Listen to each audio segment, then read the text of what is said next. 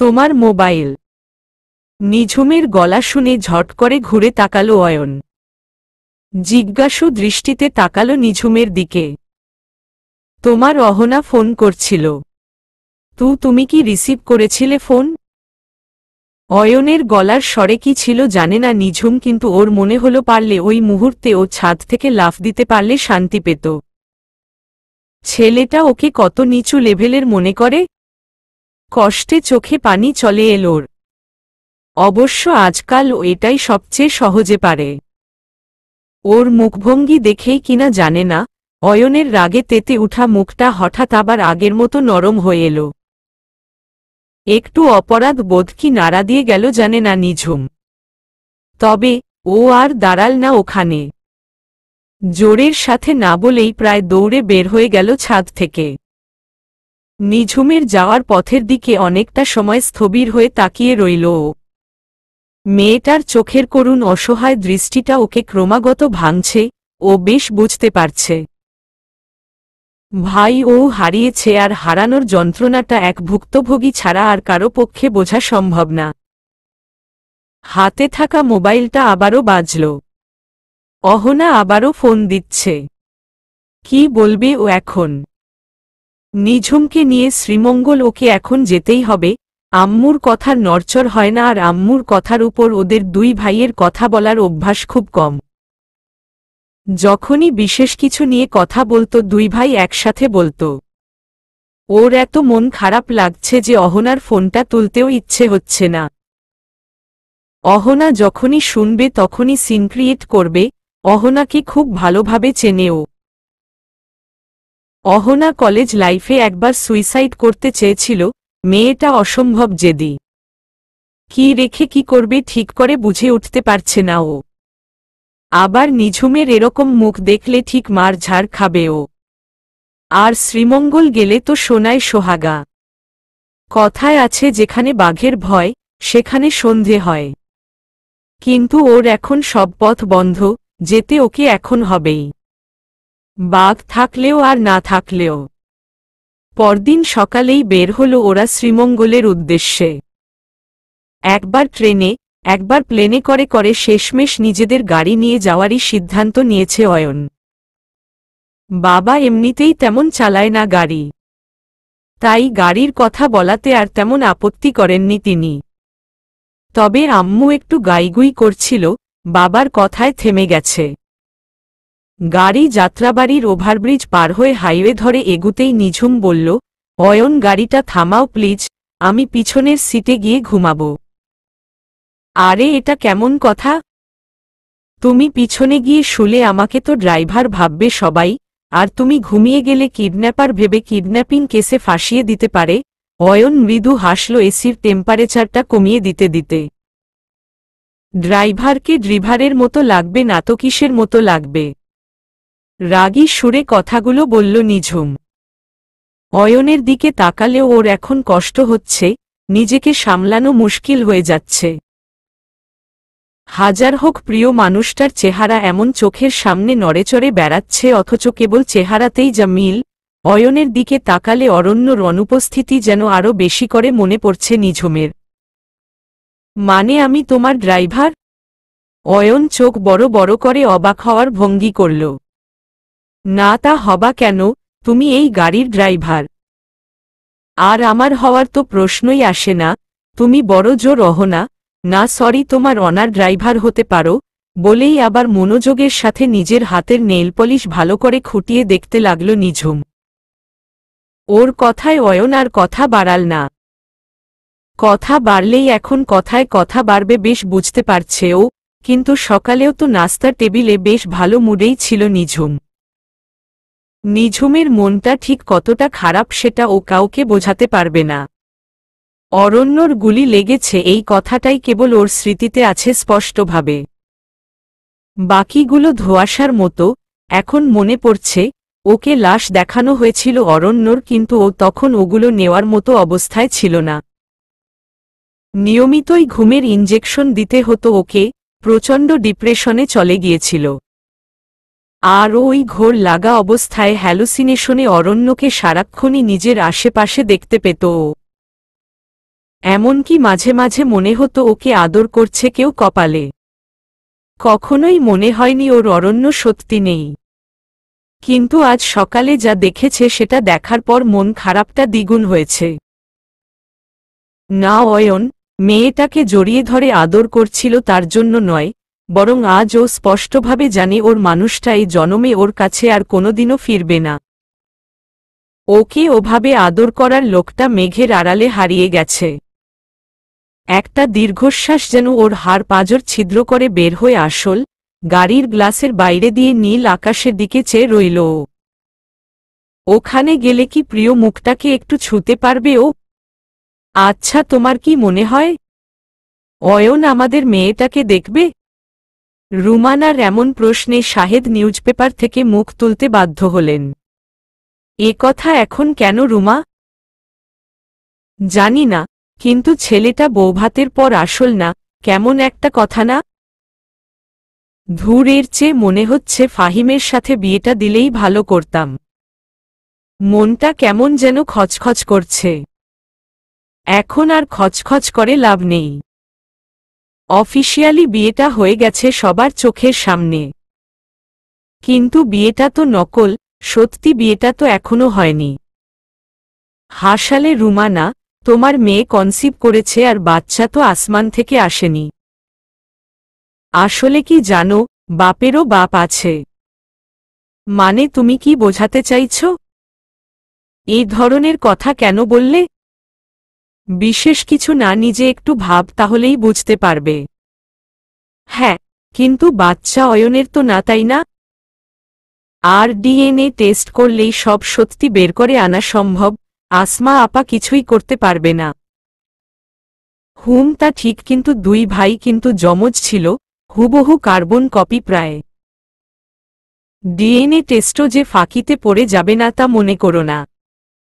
আর অরণ্য মরে গেলেও ওদের পরিবারের সাথে পুলিশের হৃদ্যতা কিন্তু রয়ে গেছে। আমাদের চেয়ে ওদের হাত কিন্তু লম্বা এক্ষেত্রে। যত লম্বা হাতি হোক, টাকার চেয়ে লম্বা কারো হাতি না। রুমানা প্লিজ, তোমার এসব কুট চালগুলি চালা একটু বন্ধ কর। এক ফাহিম ফাহিম করে কান ঝালাপালা করে ফেললে তুমি, দয়া করে এবার এসব বন্ধ কর। নিঝুমকে আগে স্টেবল হতে দাও।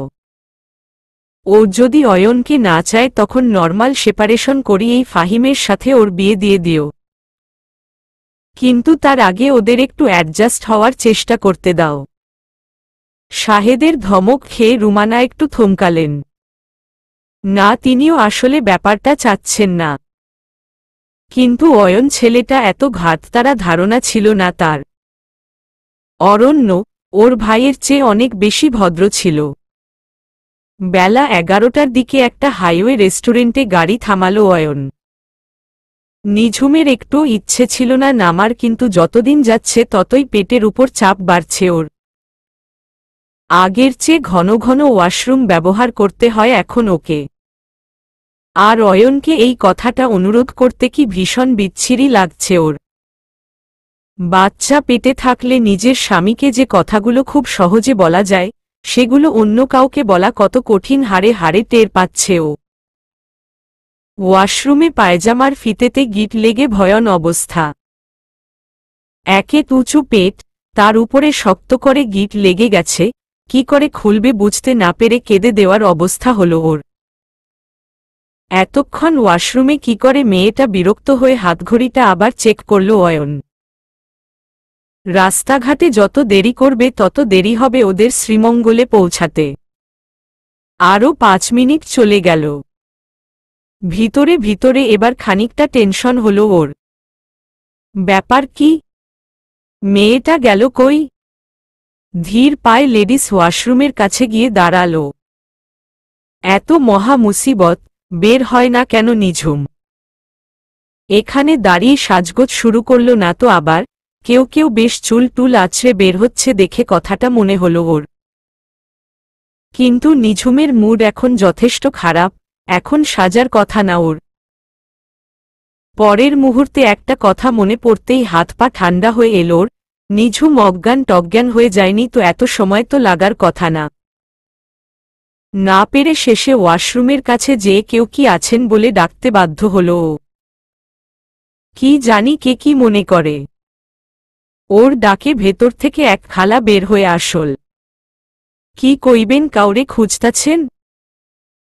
হ্যাঁ, মানে আমার ওয়াইফ বেশ অনেক সময় ধরে এখানে এসেছে কিন্তু এখনো বের হয়নি, আপনি প্লিজ একটু দেখবেন।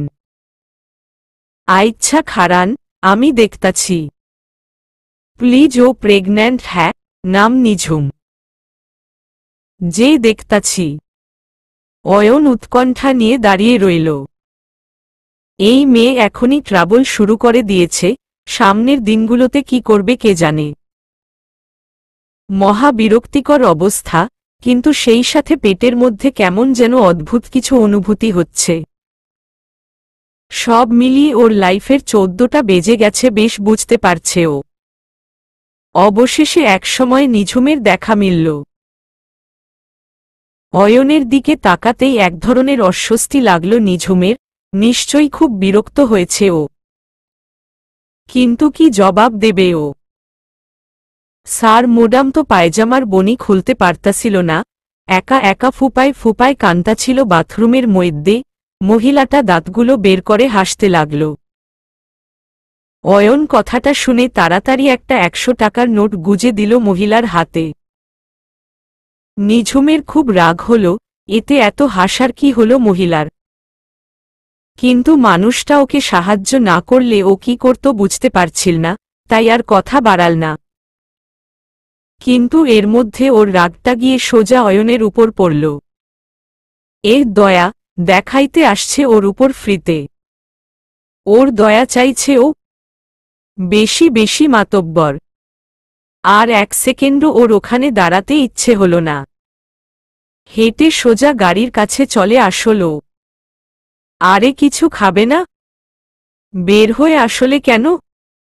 তুমি খেলে খাও, আমার খিদে নেই। Are you sure? হুমম। ওকে, তাহলে গাড়িতে বসো, আমি এসি ছেড়ে দিচ্ছি। আমি জাস্ট একটা কফি খেয়ে আসছি। হুমম। অয়ন গাড়ির এসিটা ছেড়ে দিয়ে আবারও রেস্টুরেন্টে গিয়ে ঢুকল। নিঝুমের মনে হলো কান্নাটা গলায় এসে আটকে গেছে, মনে হলো এখনই দমবন্ধ হয়ে মরে গেলে বেশ হতো। ওই যে মানুষটা এত সাবলীলভাবে হেঁটে চলে গেল, অরণ্য হলে একগুয়ের মতো গাড়ির দরজা ধরে দাঁড়িয়ে থাকত। আর যদি ওকে বের করে নিয়ে যেতে না পারত তাহলে নিজেও যেত না। তোর মতো করে ভালোবাসার আজ আর কেউ নেই আমার। তোর মতো করে অবিরত চাওয়ার লোকটা আমার হারিয়ে গেছে। তোর মতো করে কেউ আর আজ আমার মান ভাঙায় না। ঝুম বলে আকাশের বুকে একরাশ চুমোর ঝড় তোলে না। আমার আকাশ এখন মেঘে ঢাকা। তারাদের দেখা আমি আর পাই না, কেবল ঝাপসা চোখের আলোয়। স্মৃতির অ্যালবামে আমি তোর ক্লান্ত নিথর দেহটাকে দেখি। একখণ্ড সাদা কাপড়ে লেপ্টে ছিলি, ভাসছিলি নীল আকাশের বুকে একখণ্ড শুভ্র মেঘ হয়ে। তুই এখন আমার মনের অলিন্দে জমান। একটুরও সুখ স্মৃতি কেবল তোর মতো নিঝুমের অরণ্যে। আজ আর কেউ হারায় না। অয়ন, আমি বুঝতে পারছি না তুমি এগুলা কি বলছো উল্টাপাল্টা। তুমি কি করে তোমার ভাবিকে বিয়ে করতে পারো? অহনা ফোনের ওপাশ থেকে প্রায় চিৎকার করে উঠল। এরকমটা যে হবে অয়ন আগেই বুঝতে পেরেছিল, কিন্তু ওর হাতে এখন আর কিছু নেই। অনা, প্লিজ আমার কথাটা শোনো জান, আমি এখন বাধ্য হচ্ছি নিঝুমকে বিয়ে করতে, না হলে আমার আম্মুকে বাঁচানো সম্ভব না। ভাইয়া নেই, এই অবস্থায় যদি কোনোভাবে নিঝুমের কিছু হয়, আমার আম্মু মারা যাবে। অনা, ট্রাই টু আন্ডারস্ট্যান্ড। আমি তোমাকে অসম্ভব ভালোবাসি, তোমাকে ছাড়া আমি আমার লাইফ চিন্তাও করতে পারি না। অয়নের কাতর গলা শুনে অহনা ক্ষণিকের যেন থমকে গেল। অয়ন সত্যি বলছে তো? তারপর আস্তে আস্তে একটা হাসি ছড়িয়ে পড়ল ওর মুখে। না, অয়ন সত্যি বলছে হয়তো, কারণ আজ সকালেই অয়ন ওকে সত্যি সত্যি বুকের মধ্যে জড়িয়ে নিয়ে গভীরভাবে আদর করেছে প্রথমবারের মতো। এর আগে অয়নের আচরণে ও কখনো এতটা এগ্রেসিভ ফিলিংস পায়নি। আর নিঝুমকে অহনা একদম সহ্য করতে পারে না। নিঝুম ওই মেয়েটা ওর সব জায়গা দখল করতে চায়, কিন্তু অহনা তো সেটা হতে দেবে না, কিছুতেই না। ওই বাড়ির একমাত্র বউ ও হবে কোনো নিঝুম ফিঝুম না। কিন্তু তারপরও ওর কেন যেন মাঝে মাঝে মনে হয় অয়ন নিঝুমকে ওর চেয়ে বেশি পছন্দ করে। কেমন সারাক্ষণ ওকে নিয়ে সব কথায় কথায় খালি নিঝুমের সাথে তুলনা করে, এটা একদম অপছন্দ ওর। অয়ন ফোনটা পকেটে রেখে টেবিলে রাখা কফিটা শেষ করাই মনোযোগ দিল। এখন বেশ কয়েকদিন অহনার কথা চিন্তা না করলেও চলবে ওর। ওদের পৌঁছাতে প্রায় সন্ধে হয়ে গেল। বাংলোটা বেশ ভালোই বড়, দোতলা আর ছাদগুলো বেশ সুন্দর লাল টালি দিয়ে করা। অয়ন এর আগেও একবার এসেছিল এখানে, সেবার সপরিবারে এসেছিল ওরা। বাংলোটার সামনে বেশ সুন্দর একটা বাগান আছে, লনটাও খুব পরিষ্কার পরিচ্ছন্ন। অন্তত ওর ভারাক্রান্ত মনটা ভালো হবার যথেষ্ট। নিঝুম কিছুটা সময় লনের গোল বেদির পাশের দোলনাটায় চুপ করে বসে রইল। জীবনটা বড্ড এলোমেলো ওর এখন, গন্তব্যবিহীন নৌকার মতো পানিতেই আছে, কিন্তু তার কোনো কূল নেই, কোথাও যাওয়ার কোনো তাড়া নেই। অনেকটা সময় জার্নি করার জন্য কেমন বমিও আসছে। এর মধ্যেই শাশুড়ি ফোন দিয়ে কাল একবার ডাক্তার দেখাতে বললেন। নিঝুম কেবল হু হা করল। শাশুড়িকে ও কি করে বোঝাবে? অরণ্যকে বলা আর অয়নকে বলা ওর জন্য এক নয়। অরণ্য হলে বলতে হতো না, নিঝুম বলার আগেই ওকে নিয়ে ডাক্তারের ক্লিনিকে হাজির হতো। কিন্তু অয়নকে বললেও কতটা গুরুত্ব দিবে কে জানে। তারপরও এবার ওকে বলতে হবে বাচ্চাটার জন্য, তাতে অয়ন ওকে বেহায়া ভাবলেও ভাবতে পারে। ঘরে ঢুকে প্রথমেই গোসল করে নিল ও। ভীষণ মাথা যন্ত্রণা হচ্ছিল। গোসলের পর মনে হলো কিছুটা ভালো লাগছে, কিন্তু সেই সাথে প্রচণ্ড ক্ষুধাতে পেট মোচড়াচ্ছে। আসলে বমির ভয় ও তেমন একটা খায়নি পথে, আর বেশ একটু অভিমানও হচ্ছিল অয়নের উপর। ভালোবাসার মানুষ না হোক, ওদের পরিবারের সদস্য তো ও। তার জের ধরেও কি ওকে একটু জোর করতে পারত না অয়ন? মন খারাপ করে সিঁড়ি ভেঙে নিচে নামতে লাগল ও। কিন্তু সিঁড়ির মাঝখানের ধাপটা নামার সময় হঠাৎ করেই মাথাটা চক্কর দিয়ে উঠল ওর। পরমুহূর্তেই চারদিকটা নিকষ কালো অন্ধকারে ছেয়ে গেল। ঠিক একটা ফুটবলের মতোই বাকি দুইটা সিঁড়ি গড়িয়ে পড়ল ও। হুশ যখন ফিরল তখন নিঝুমের চারপাশে বেশ অনেকগুলো মুখ। ভালো করে তাকাতেই মনে হলো এটা কোনো একটা হসপিটাল বা ক্লিনিক। দুর্বলতার কারণে তখন ওর চোখ খুলে রাখাও দায়। কেবল শুনতে পেল কেউ একজন বলছে, মিস্টার রহমান, আপনার ওয়াইফের কপাল ভালো যে উনি বেশ হালকা পাতলা গড়নের আর খুব বেশি সিঁড়ি গড়িয়ে পড়েননি। আঘাতটা আর একটু জোরে হলেই বেবিকে বাঁচিয়ে রাখা কঠিন হয়ে যেত। নিঝুমের হাতটা ওই আধা আচ্ছন্ন অবস্থাতেই নিজের পেটের কাছে চলে গেল। মনে মনে ও প্রার্থনার সুরে বলল, সবাই যায় যাক, তুই আমায় ছেড়ে যাস না সোনা, তুই ছাড়া আমার কেউ নেই। 3 ঘন্টা পর্যবেক্ষণে রাখার পর নিঝুমকে ওরা ক্লিনিক থেকে ছেড়ে দিল। ডাক্তার বেশ কয়েকবার করে নিঝুমের খাবার দাবারের ব্যাপারে অয়নকে বলে দিলেন। সাথে পরদিন বেশ কিছু টেস্ট করাতেও বললেন। ওর রক্তশূন্যতা আছে বলে ওষুধের পাশাপাশি বেশ কিছু খাবারের নামও বললেন। নিঝুমের বেশ লজ্জাই লাগছিল ডাক্তারটা যখন অয়নকে স্ত্রীর শরীর এত খারাপ আর ও খেয়াল করেনি বলে লজ্জা দিচ্ছিল। কিন্তু কতজনকে আর ও নিজের কেচ্ছা কাহিনী বলে বেরাবে? ও এমনিতেই এখন নিজের জীবন নিয়ে হতাশ। সামনে তাকালে কেবল গাঢ় অন্ধকার ছাড়া আর কিছুই চোখে পড়ে না।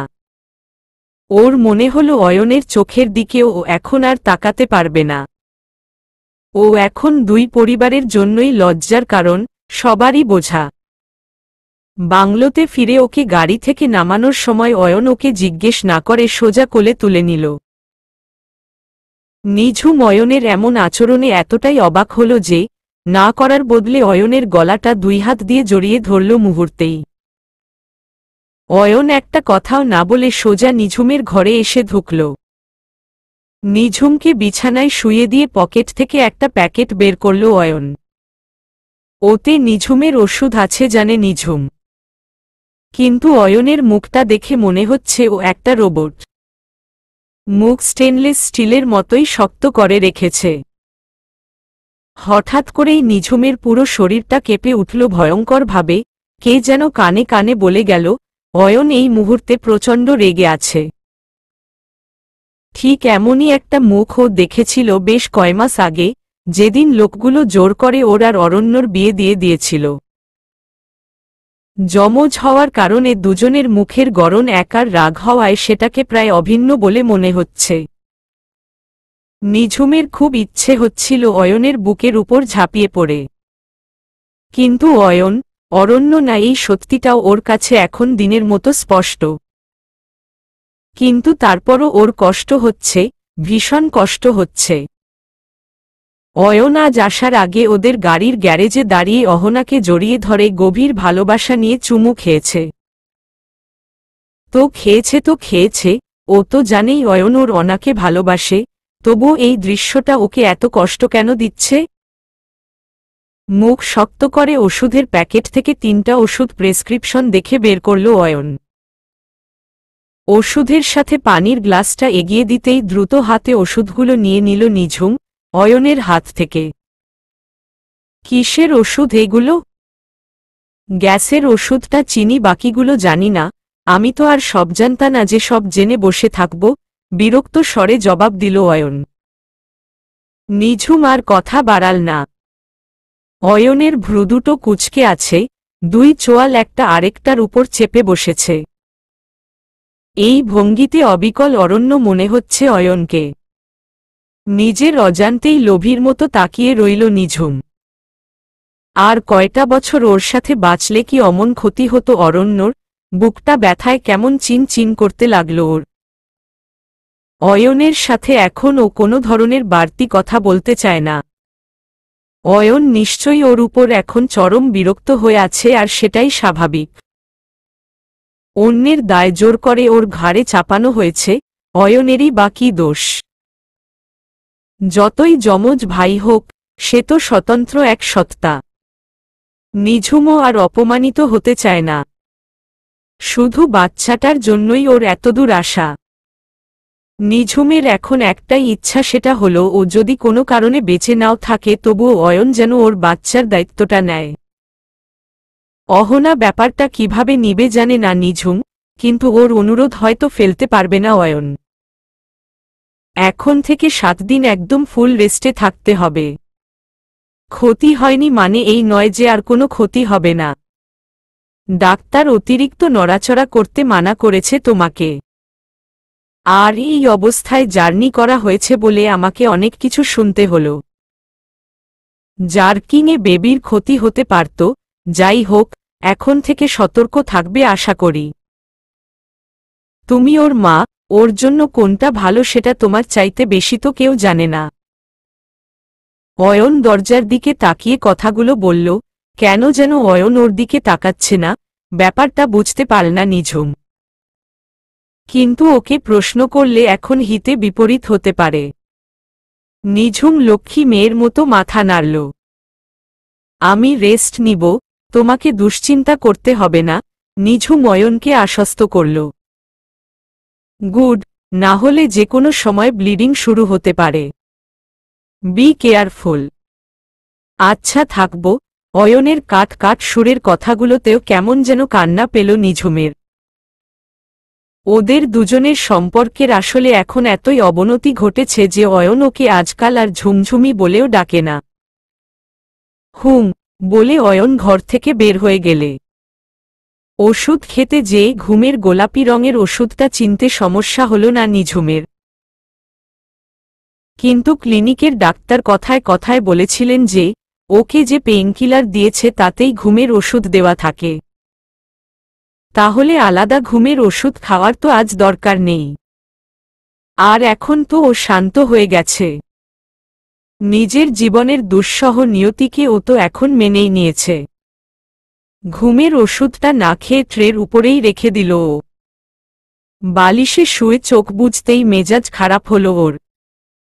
অয়ন আর অহনার চুমো খাওয়ার দৃশ্যটাই কেন যেন ওর মনের মধ্যে ঘুরপাক খাচ্ছে, কে জানে। মনে হচ্ছে যেন অয়ন না, অরণ্যই অহনা নামের মেয়েটাকে ঝাপটে ধরে চুমো খাচ্ছে। আর ওই কথা মনে হলেই ওর রক্তে ঝড় উঠছে। অসহ্য। বালিশ দিয়ে মাথা চাপা দিল ও। নিঝুমের মনে হল ওর দম বন্ধ হয়ে আসছে। ভয়ে হাত পা ঠান্ডা হয়ে গেল। ও কি মারা যাচ্ছে? ও মারা গেলে ওর বাচ্চাটা, আল্লাহর বাচ্চাটার কি হবে? নিঝুম প্রাণপণে হাত পা ছুঁড়ার চেষ্টা করতে লাগল, কিন্তু ঘুমের ওষুধ খেয়ে ওর হাত পা নড়াছেই না ঠিকমতো। কিন্তু কেউ একজন শক্ত হাতে ওকে বিছানায় চেপে ধরেছে। কিন্তু ওকে কেউ বিছানায় কেন চেপে ধরবে? ও জোরে চিৎকার করে উঠতে চাইল, কিন্তু সবই বিফলে গেল। একটা টু শব্দও ওর গলা দিয়ে বের হল না।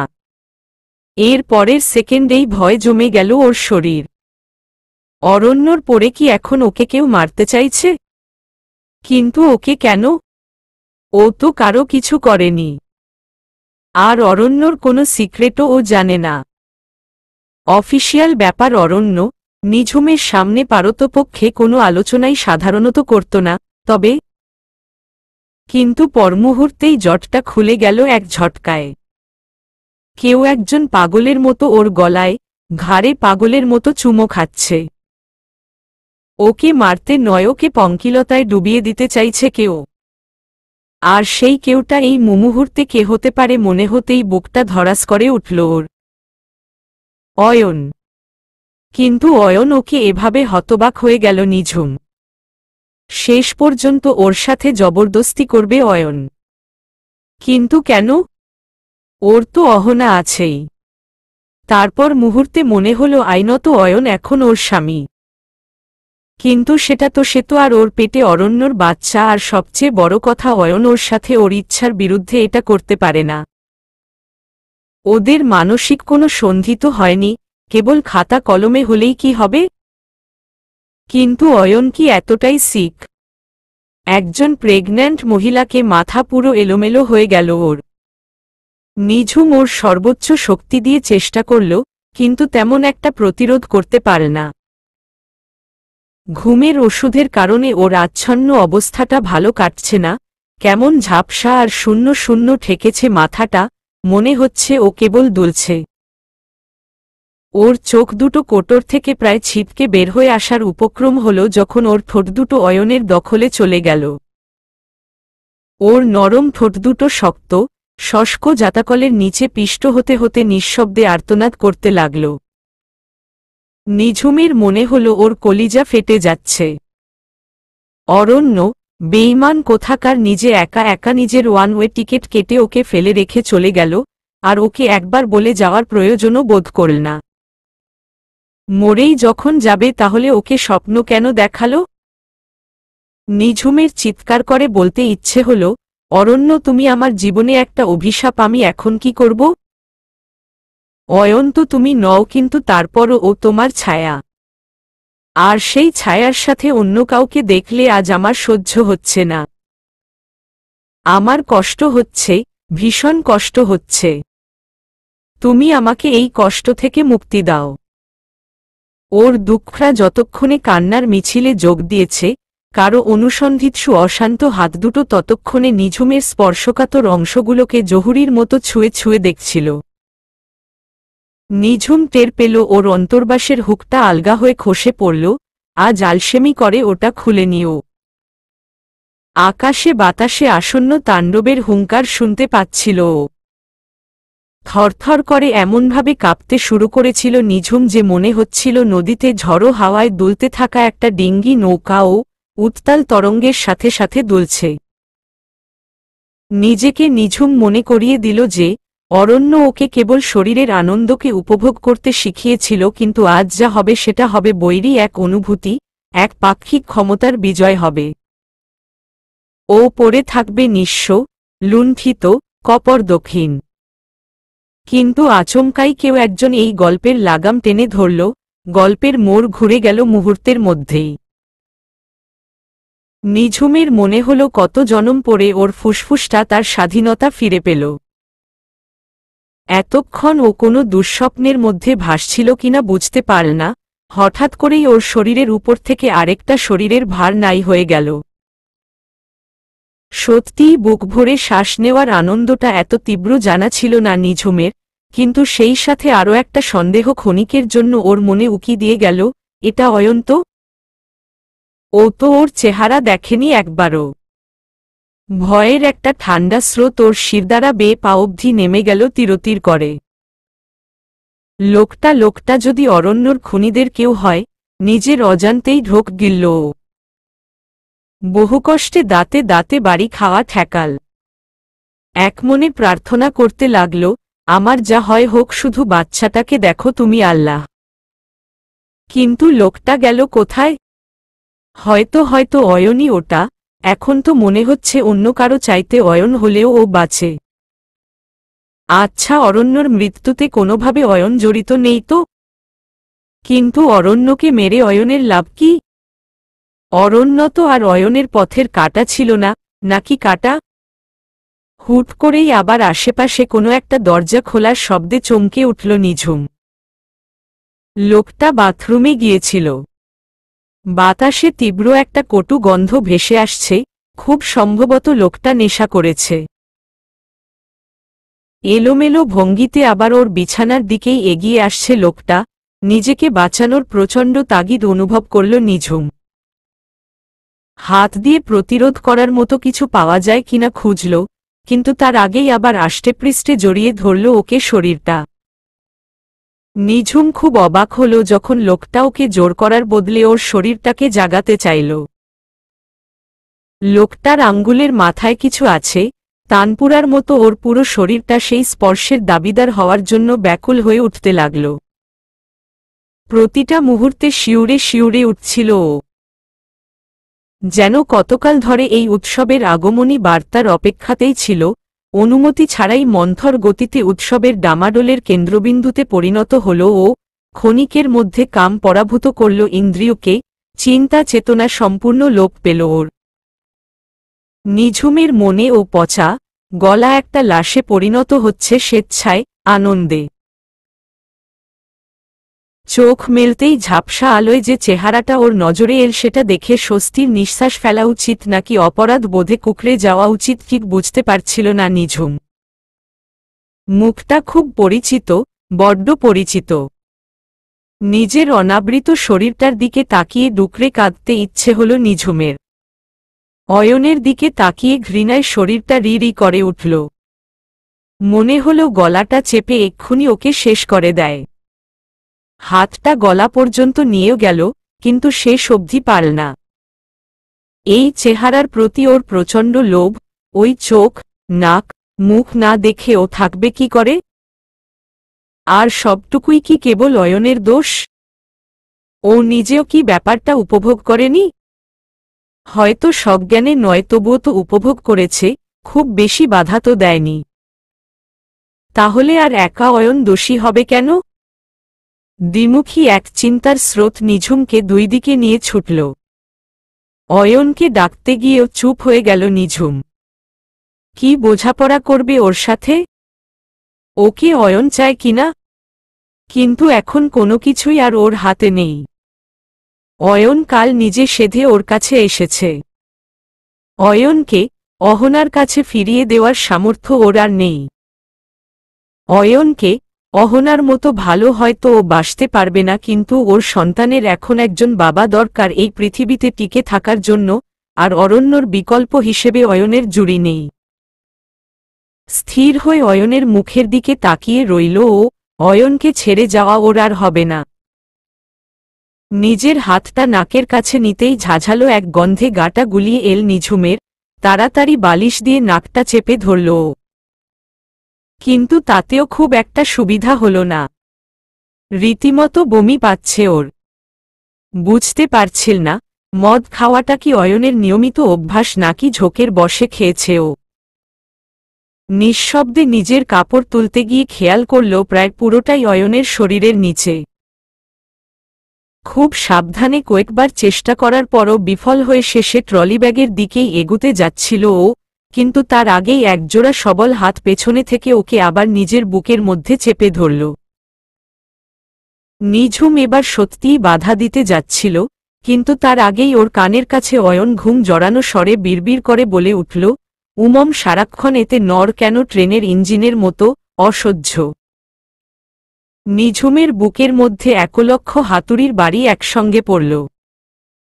হা করে তাকিয়ে রইল সামনে শোয়া লোকটার দিকে, কিন্তু আশেপাশের ছড়ানে ছিটানো কাপড়গুলো বলে দিচ্ছে ওগুলো অয়নের কাপড়। বিশ্বাস আর অবিশ্বাসের দোলাচলে দুলতে লাগল ও। যমজ হলে ওরা কি একই শব্দই বলে? খুব সাবধানে নিচে নামল ও। কাপড়গুলো মেলে মেলে দেখতে লাগল, হ্যাঁ এটাই পড়েছিল কাল অয়ন, আর কাপড়গুলোতে তীব্র কটু গন্ধটাও বিদ্যমান। তবে কি অয়ন এমনি এমনি ওই কথা বলল? কিন্তু ওর জিন্সের প্যান্টের পকেটে হাত ঢোকাতেই ঠান্ডা ধাতব জিনিসটা তার পূর্ণ আকারে দৃশ্যমান হল ওর সামনে, পিস্তল। অরণ্য এরকম একটা পিস্তলই রাখত নিজের সাথে। নিঝুমের মাথা এবার পুরোই আউলে গেল। এটা তাহলে কে? অয়ন না অরণ্য? অয়ন হলে ওর কাছে পিস্তল কেন? আর ওর অরণ্য হলে ও অহনাকে চুমু খেল কেন? নাকি অরণ্যই অয়ন সেজে আছে? নাকি অয়নই অরণ্যকে মেরে ওর পিস্তল নিজের কাছে রেখে দিয়েছে? বুকটা ধরফর করছে ওর। ধীরে ধীরে কপালের ঘাম মুছল ও। পিস্তলটা সযত্নে আবার সস্থানে রেখে দিল। দ্বিধা আর সন্দেহ তো আগেই ছিল, আর এখন সেটা দিন দিন আরও ঘনীভূত হচ্ছে। বিছানায় নিশ্চিতে শুয়ে আছে যে লোকটা, ওর জীবনে তার অবস্থান যেমন গুরুত্বপূর্ণ তেমনি রহস্যজনক। কোনটা সত্যি কোনটা মিথ্যা কি করে বুঝবে ও? ঝুম বউ জানালাটা খোলো না, ঢুকতে পারছি না তো, ঘুমের মধ্যে বিড়বিড় করে কথাগুলো বলেই আবার বালিশে মুখ গুজল লোকটা। নিজের ওড়নার খানিকটা মুখে ঠেলে দিয়ে কান্নার শব্দ রোধ করল নিঝুম অনেক কষ্টে। হাঁপড়ের মতো ওঠানামা করছে ওর বুকটা, ফোপানোর শব্দ আটকে গিয়ে অদ্ভুত এক গোঙানির মতো আওয়াজ হচ্ছে। বুক পেট সব ব্যথা করছে, হাত পা চলছে না, কেমন অসাড় হয়ে গেছে। হাতের উল্টো পিঠ দিয়ে টপটপ করে পড়তে থাকা চোখের পানিগুলো মুছল নিঝুম। খুশি, কান্না, ভয় সব একসাথে হয়ে মিলেমিশে একাকার হয়ে গেছে ওর। সামনে যে লোকটা শুয়ে আছে সেটা অরণ্য, এটুকুতে এখন আর কোনো সন্দেহ নেই ওর, কিন্তু তারপরও হাজার প্রশ্ন ঘুরপাক খাচ্ছে ওর মাথায়। থেকে থেকে সন্দেহের জন্মও নিচ্ছে প্রচুর। অরণ্য নিজেকে কেন লুকাচ্ছে ওর কাছে থেকে?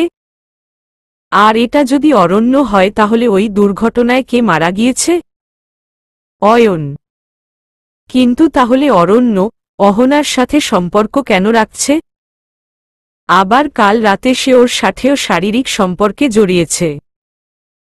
মানে যা ইচ্ছে তাই হচ্ছে নিঝুমের সাথে, আর এই সব কিছুর পিছনে ওর স্বামী অরণ্য রহমানের পুরোপুরি হাত রয়েছে। আর সে তার পরিচয় তার নিজের পরিবার, স্ত্রী সবার কাছ থেকে লুকিয়ে বেড়াচ্ছে। নিঝুম বুঝতে পারছে না অরণ্যকে বেঁচে থাকতে দেখে ওর খুশি হওয়া উচিত না দুঃখিত। ওর স্বামী তার মৃত ভাইয়ের প্রেমিকার সাথে সম্পর্কে জড়াচ্ছে, সাথে নিজেই নিজের অস্তিত্বকে অস্বীকার করছে। পুরো ব্যাপারটাই এক অর্থে নিঝুমের মাথার উপর দিয়ে যাচ্ছে।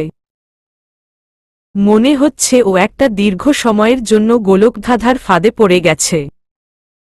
অরণ্য অয়ন হয়ে বেঁচে থেকে অহনার সাথে এক্সট্রা ম্যারিটারিয়াল লাইফ লিড করতে আগ্রহী, কিন্তু কেন? অহনাকে ভালোবাসে? অয়নের মরার পিছনে অরণ্যরই হাত নেই তো? এতদিন বাদে ভালোবাসার মানুষটার স্পর্শ ফিরে পাওয়ায় যে আনন্দ মন প্রাণকে উন্মাতাল করে দিচ্ছিল, ধীরে ধীরে সেটা ক্রোধে রূপান্তরিত হল নিঝুমের। অরণ্য ওর সাথে তার মানে এতদিন অয়ন সাজার মিথ্যে অভিনয় করেছে, ওর এই রকম শারীরিক অবস্থায় অরণ্যর ওর জন্য বিন্দুমাত্র মায়ার সঞ্চার হয়নি। আর ওদের বিয়ের আগের পরের দিনগুলোর সব কথা, সব প্রতিশ্রুতি সব মিথ্যে। আমি আর বলবো না তো, তুমি অন্য মেয়ের কাছে যাবা আর আমি মরব, ইটস ফাইনাল।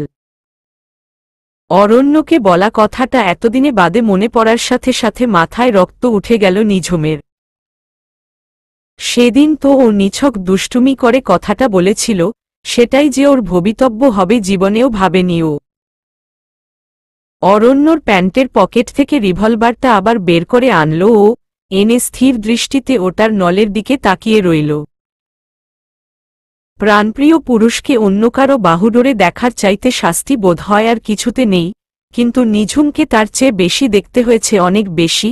ওর কোমল হৃদয়টা পাথর ভাঙার শব্দে বিচূর্ণ হতে লাগল বারবার। নিজের চোখে না দেখলে ও জীবনেও বিশ্বাস করতে পারত না যে ওর অরণ্য ওর সাথে এত বড় বিশ্বাসঘাতকতা করতে পারে। সাথে কাল রাতে যা করল সেটাকে আসলে ঠিক কি বলা যায়? নিঝুম যদি খুব জোর খাটাত, তাহলে কি অরণ্য ওকে ছেড়ে দিত কি জানি। জোর গলায় এখন আর অরণ্য সম্পর্কে ভালো কিছু বলার মনোবৃত্তি ওর হচ্ছে না। চোখটা মেলতেই চারদিকটা কেমন স্বপ্ন স্বপ্ন লাগছে অরণ্যর, কেমন যেন ঘোর লাগা, ঝাপসা ঝাপসা। কিন্তু সেই সাথে মাথা প্রচণ্ড ব্যথাও করছে। বিছানায় উঠে বসল ও। এটা কোনো জায়গা? ঘুম ঘুম চোখেই বড় করে একটা হাই তুলল ও। কেমন বিশ্রী একটা গন্ধ আসছে নাক মুখ দিয়ে। হাতের তালুটা মুখের কাছে নিয়ে জোরে শ্বাস ফেলতেই চমকে উঠল ও। সর্বনাশ! কাল কাল দুঃখের চোটে বাংলোর পাহারাদার অমলের কাছ থেকে 2-3 ঢোক মদ গিলেছিল ও, কিন্তু তারপর কি করেছে কিছু মনে নেই ওর। চারদিকটা ভালো করে দেখল ও। এটা তো ওর রুম নয়, ঝুমের রুম। তার মানে ও ভুল করে নিজের রুমে না গিয়ে এখানে চলে এসেছে। গায়ের উপর পড়ে থাকা পাতলা চাদরটা সরাতেই বিস্ফোরিত হয়ে গেল ওর চোখ দুটো। গায়ে একটা সুতো পর্যন্ত নেই ওর শরীরে। তার মানে কোনো অঘটন ও কাল ঘটিয়েছে ঝুমের সাথে। শীত ঝুম তো আজকে রেগে বোম হয়ে যাবে। ও তো আর জানে না যে ও অরণ্য আর অয়ন্ত সে, ভাবতেই আবার নিজের চিন্তায় হোঁচট খেল। কাল আসলে ঠিক কি করেছে ও নেশার ঘোরে কিছুই ভালো মনে আসছে না ওর এখন। ঝুম সুস্থ আছে তো? বেবিটা সুস্থ আছে তো? কপালে হাত দিয়ে বসে রইল ও খানিক্ষণ। নিজেই নিজেকে কষে কয়টা লাথি মারতে ইচ্ছে করছে। কাল ঝুম ওরকম সিঁড়ি দিয়ে পড়ে গিয়ে অজ্ঞান হয়ে গেলে ওর 1 সেকেন্ডের জন্য মনে হয়েছিল সব শেষ। ঝুমের বা বেবির কিছু হলে ও বাঁচবে কি করে? না না, সেটা হতেই পারে না। অয়নের পরে ঝুম যদি ওকে ছেড়ে চলে যায় তাহলে। ভয়ই ওর মাথা কাজ করা বন্ধ করে দিয়েছিল। কিভাবে যে ও কাল নিঝুমকে কোলে নিয়ে ওই ক্লিনিকে ছুটেছে একমাত্র আল্লাহই জানেন। ডাক্তার যখন বলেছে বড় বাচ্চা বেঁচে গেছেন, আর একটু এদিক ওদিক হলে বড় ধরনের ক্ষতি হতে পারত আপনার স্ত্রীর আর বাচ্চার, স্বস্তুই আর আনন্দে কেঁদে ফেলেছিল ও। এই দুনিয়ায় একা একা প্রিয় মানুষগুলোকে ছেড়ে বেঁচে থাকার মতো দুর্ভাগ্য আর নেই। অয়নকে হারিয়ে অরণ্যর এখন প্রচণ্ড ভয় করে পরিবারের সবাইকে নিয়ে। কিন্তু এখন যে ও কাল রাত্রে আবার কি বিপদ ঘটিয়ে রেখেছে তা তো এখন এক নিঝুমই বলতে পারবে। বড় ভয় গায়ে কাপড় চোরাল। কি করতে কাল ও অমলের কাছ থেকে ওই ছাইপাশ গিলতে গেল? আসলে মাথা ওর কাল এত গরম হয়ে গিয়েছিল পার্থর কাছ থেকে খবরটা পাবার পর যে, সেটা হ্যান্ডেল করতেই ওর বেশ কিছুটা সময় নিজেকে দিতে হয়েছে। আর তারপরই ঝুমের অমন অ্যাক্সিডেন্ট, ওর মাথা পুরো আউলে গিয়েছিল। আর অমলের সাথে ওর অনেক আগের থেকেই পরিচয় আছে। আগেও ও আর অয়ন এখানে এসেছে। তখনও চুরি করে একটু আধটু ওরা গিলেছিল বাবা মার চোখ এড়িয়ে, জাস্ট ফান হিসেবে। কিন্তু কথায় আছে পাপে ছাড়ে না বাপেরে, আর সেই কথা এখন অক্ষরে অক্ষরে ফলছে। অরণ্য আজ তোর হবে। বউ আজ তোর ছক্কা বাউন্ডারি সব পিটবে, তুই খালি চুপ করে সহ্য করতে পারলে হয়। নিচতলায় নেমে কোথাও নিঝুমকে দেখতে না পেয়ে একটু ভয় পেয়ে গেল অরণ্য। রাগ করে চলে যায় নাই তো ওকে ফেলে। ঝুম, না মানে নিঝুম, একটু জোরে সোরেই ডাকল ও। কিন্তু কোনো সাড়া মিলল না। ভয় বুকটা ধুক ধুক করছে। ঝুম প্লিজ আজকের মতো মাফ করে দাও, আর জন্মেও ওই ঘণ্টা নাক দিয়ে শুকব না, যত দুঃখ হোক, তোমার কসম। মূল দরজা দিয়ে উদ্বিগ্ন দৃষ্টিতে বাইরে তাকাতেই একরাশ ভালো লাগায় অরণ্যর মনটা ভরে গেল। নিঝুম এত সুন্দর শাড়ি কোথায় পেল? আর ওর আধা ভেজা চুলগুলো এত সুন্দরভাবে পিঠের উপর ছড়িয়ে আছে যে, ওই চুল দেখে অরণ্যর ভীষণ লোভ হল ওতে নাক গুজে দেওয়ার। কিন্তু অরণ্য যেগুলো করতে পারে, অয়ন সেগুলো করতে পারে না। শালার এই ডাবল লাইফ লিড করতে যেয়ে ও তো ফ্রাস্ট্রেশনে ভুগতে ভুগতে মরে গেল। বউ ওর, বাচ্চা ওর, অথচ অরণ্য ওদের না ছুঁতে পারছে আর না ভালোবাসতে। আর এখন আবার নিজের সব অনুভূতিগুলোকে শামুকের মতো শক্ত খোলসে মুড়িয়ে দিতে হবে। কবে যে এর থেকে মুক্তি পাবে ওকে জানে। অয়নের খুনিকে অলরেডি ধরে ফেলেছে ওরা, কিন্তু ওর পেট থেকে কথা বের করা খুব কঠিন ছিল। পেশাদার খুনি, একদম টাকার বিনিময়ে কাজ করেছে। যেটুকু তথ্য উগরেছে তাতে পুরো ঘটনার মাস্টার মাইন্ড যে রাইসুল তাতে কোনো সন্দেহ নেই, কিন্তু এই হারামিটাকে হাতে নাতে ধরতে গেলে যে পরিমাণ সলিড প্রমাণ চাই, তাতে এখনও বেশ খামতি আছে। ওই প্রমাণটুকু পেলেই সরাসরি অ্যাটাকে যাবে ওরা, কিন্তু তার আগ পর্যন্ত অয়নের নামটাকেই ব্যবহার করতে হবে ওকে, কিচ্ছুটি করার নেই। কিন্তু অয়নের নাম নিয়ে নিঝুমের কাছে গেলেই ওর মাথা খারাপ হয়। ঝুম ওকে ছাড়া আর কাউকে ভালোবাসবে, এটা ভাবলেই ওর মাথায় আগুন ধরে, হোক সে একই চেহারা, একই শরীর। নিঝুম শুধুই অরণ্যর, আর কারো না। কিন্তু নিঝুমকে দেখলে যে ওর মন মানে না। তাই তো ওই ঘটনার পরও মাঝরাতে চুরি করে নিঝুমের রুমে যেয়ে ও বসে থাকত পাগলিটাকে একটু দেখার জন্য। নিঝুম ভিতরে ঢুকেই ডাইনিং টেবিলটার কাছে এগিয়ে গেল। ওর হাতের মুঠিতে নানা রঙের ছোট বড় ফুল, সাথে কিছু ঘাস, লতাপাতা। মেয়েদের আর বাচ্চাদের বোধহয় ফুল দেখলেই ওটা নিয়ে নাড়াচাড়া করতে ইচ্ছে করে। অরণ্য কৌতূহলী দৃষ্টিতে নিঝুমের কার্যকলাপ দেখতে লাগল। নিঝুম কোথা থেকে একটা ফুলদানি বের করে তাতে ফুলগুলো সাজানোর চেষ্টা করছে। অরণ্যর কি ভীষণ ইচ্ছে ওকে পেছনে থেকে জড়িয়ে ধরতে, কিন্তু অয়নের জন্য তো এই আচরণ উপযুক্ত নয়। ঘোরলাগা চোখ থেকে তাই ভালোবাসাটাকে উপরে ফেলে বেশ একটা অধিকারের ভঙ্গিতে নিঝুমকে জিজ্ঞেস করল, কালকের আচরণের জন্য আমি খুব দুঃখিত। খুব জঘন্য ধরনের অপরাধ করে ফেলেছি, একদম উচিত হয়নি। আমি আসলে সেন্সে ছিলাম না। নিঝুম আরও কিছু বলতে চাচ্ছিল ও, কিন্তু তার আগেই ওকে এক কথায় থামিয়ে দিল নিঝুম। ঝুমঝুমি, তুমি আমাকে ঝুমঝুমি বললে খুশি হব, ওই ডাকটা অনেক বেশি আপন মনে হয়। অয়ন মানে? অরণ্য পুরো হা হয়ে গেছে। ঝুমকি তবে অয়নকে ভালোবেসে ফেলল? ওকে ভুলে গেল অয়নকে বিয়ে করে? মানে নিজের বউকে ওরকম নাম ধরে ডাকলে কেমন দূরের দূরের পরপর মনে হয় না বলো? অরণ্য কোণে উত্তর না দিয়ে চুপ করে রইল। বুকের ভিতরে কেমন যেন জ্বালা হচ্ছে। মন চাচ্ছে ঝুমের হাতের ফুলদানিটা এক ধাক্কা দিয়ে ফেলে চৌচির করে দেয়। কি কথা, ইহোর বউকে অন্য কেউ আদর করে ডাকলে তার জিভ ও টেনে ছিঁড়ে ফেলবে। কিন্তু নিঝুম যদি ওকে ভুলে যায় সত্যি সত্যি। যায় কি? ওর তো মনে হচ্ছে ওকে ঝুম ভুলে গেছে। আচ্ছা অয়ন, আমাদের মধ্যে তো আর কোনো দূরত্বই রইল না, তাই না? লিগ্যাল হোক, ইলিগ্যাল হোক, তুমি এখন আমার স্বামী, আমার সব কিছু।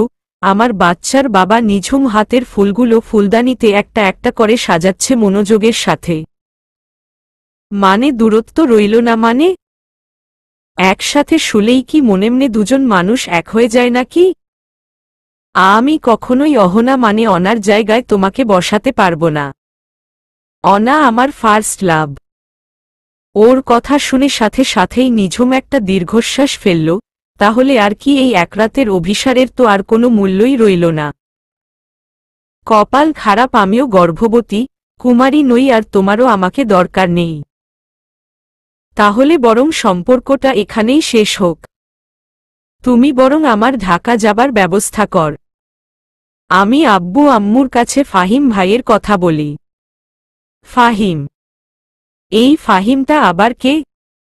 এর নাম তো এর আগে কোনোদিন শুনিনি তোমার মুখে। শুনবি কি করে? তোমার সাথে কি আগে কখনো এটা কথা বলতাম আমি? ফাহিম ভাই আমার কাজিন হয়, ডাক্তার। দেশের বাইরে আছে, ডিগ্রি করছে। আমাকে নাকি অনেক আগে থেকেই মনে মনে পছন্দ করে, বিয়েও করতে চায়। আমার বাচ্চা নিয়েও তার নাকি কোনো প্রবলেম নাই। নিঝুম সিরিয়াস ভঙ্গিতে বলতে লাগল। কিন্তু আমার সাথে তো তোমার বিয়ে হয়ে গেছে, এখন কি করে ওকে বিয়ে করবে? কোমরে হাত দিয়ে বেশ নিশ্চিত্তে কথাটা বলল অরণ্য। আহারে, ওটা তো আর সত্যিই হয়নি, লোক দেখানো, আর সত্যিটা হওয়ার আগেই আমরা যার যার রাস্তা মাপি। তাতে তোমারও তোমার অনাকে পাওয়া হবে, আর আমিও একটা সত্যিকারের ভালোবাসার মানুষকে খুঁজে পাব, যে সব বাধা উপেক্ষা করে আমাকে নিজের করে নিতে প্রস্তুত। কি বলো? অরণ্যর চোখ দুটো ততক্ষণে ঘন তমসাচ্ছন্ন। একাই ছলছল করছে নিজের অজান্তে। কি নিষ্ঠুর একটা মেয়ে! কি করে ওকে ভুলে গিয়ে আরেকটা বিয়ের, আরেকটা মানুষের কথা ভাবতে পারছে?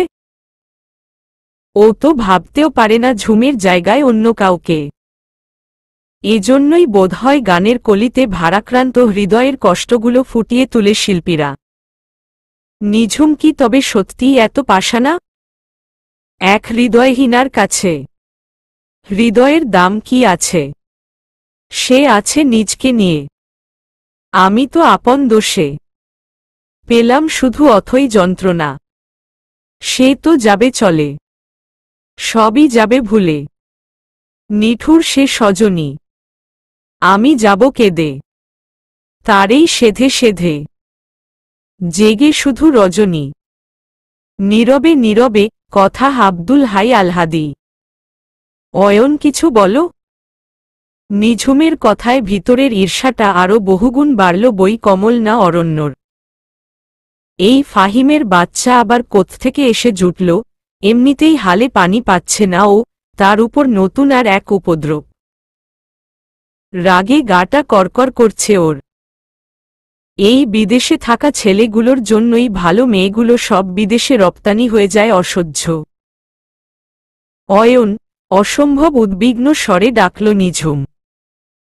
কিন্তু অরণ্যর কানে সেই শব্দ একদম কাটা ঘায়ে নুনের ছিটার মতো লাগল। কি? এত 100বার অয়ন অয়ন করে ডাকবা না তো আমাকে। সব জায়গায় খালি প্যাচ আর প্যাচ। সুন্দর সকালটাই একবারে শেষ হয়ে গেল ওর। আজব, তাহলে কি বলবো? ওগো, হ্যাগো বলার মতো সম্পর্কও তো আমাদের হবে না। তুমিই তো বললা যে কোনোদিনও তুমি অহনার জায়গায় আমাকে বসাতে পারবা না, আর অন্যের বরকে কি নামে ডাকবো তাহলে? কেন? অয়ন, অরণ্যর ভাই। সেই হিসেবে ও তোমার কিছু হয় না। হয়, কিন্তু মৃত স্বামীর ভাইকে কি আর নিজের ভাইয়ের জায়গায় বসান যায়? আর দেবর মানেই দেখো না কি ভয়ঙ্কর। নবীজি বলেছেন দেবর বিস্তুল্য, কেন বলছেন এখন বুঝতেছি। ভালোবাসবা না, অথচ সারারাত শখ মিটিয়ে আমাকে ভোগ করলা, আর এখন অনা আমার জান। যাকগে, তোমার আর তোমার অনা বেবির মধ্যে আমি আসতেও চাই না। আমি ঢাকায় গিয়েই আব্বুকে বলবো যে আমি ফাহিম ভাইকেই বিয়ে করতে চাই। তোমার সাথে সংসার করা আমার পক্ষে সম্ভব না।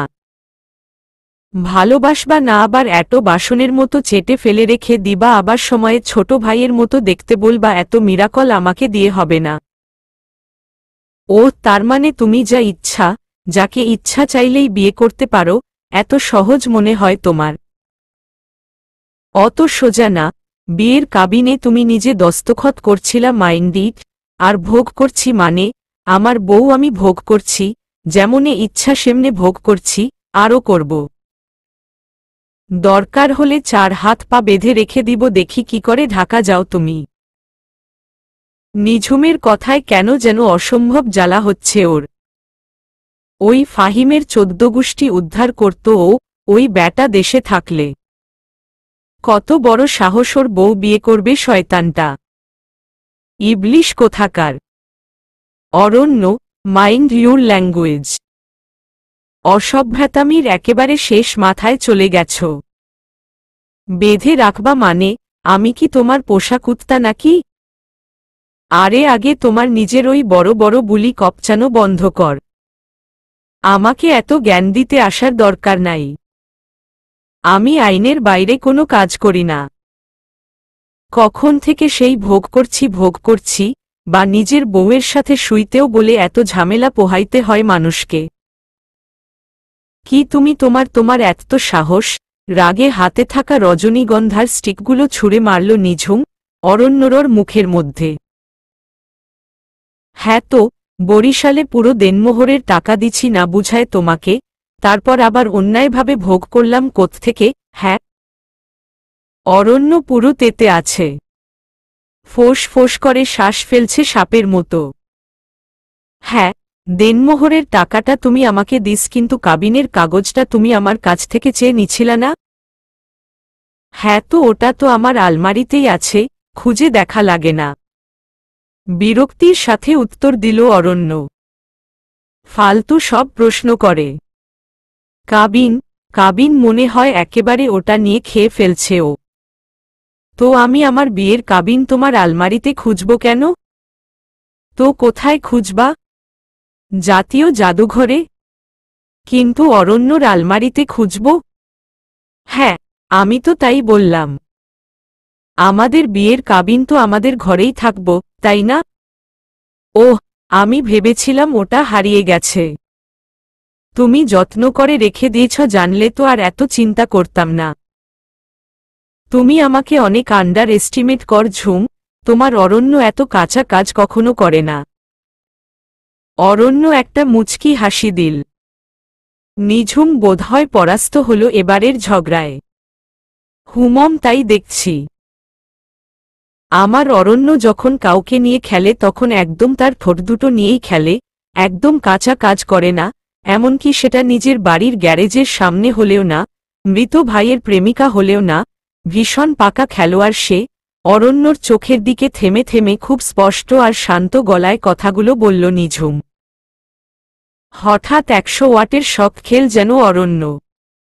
হায় হায় বলে কি? অহনার সাথে কি ওকে দেখে ফেলেছে নিঝুম? এখন কি হবে? আর এতক্ষণের বাক্যালাপের সময় হুঁশ জ্ঞান সব খুইয়ে বসেছিল ও। নিজের মুখেই তো গাধার মতো সব উগরে দিয়েছে, এখন কি করে সব সামাল দিবে ও? এ কি সর্বনাশ হল ওর! নিঝুমের চোখগুলো তো একদম অ্যাম্বুলেন্সের সিগন্যাল লাইটের মতো জ্বলতেছে, ভয় হাত পা সব ঘেমে যাচ্ছে অরণ্যর। ঝুম লক্ষ্মী, আমার কথা একটিবার শোন, আমি সব তোমাকে বলছি। কোনোমতে এই কথাটুকু বলতে পারল অরণ্য। চলবে।